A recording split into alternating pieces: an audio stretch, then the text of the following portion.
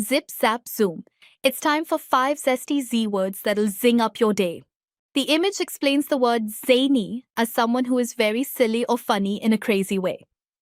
It shows a clown making silly faces while 2 children laugh, helping kids understand that zany people do funny things that make others giggle.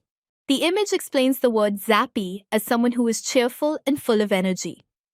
It shows 2 happy kids and a buzzing bee, helping children understand that being zappy means feeling joyful and lively.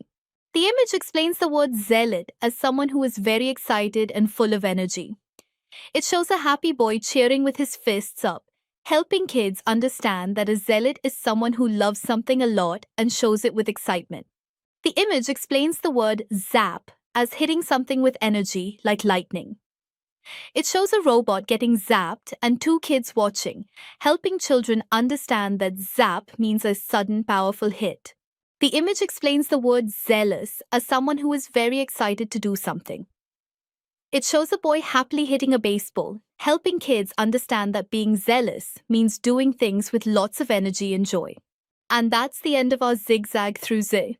Catch you next time for more wordy wonders.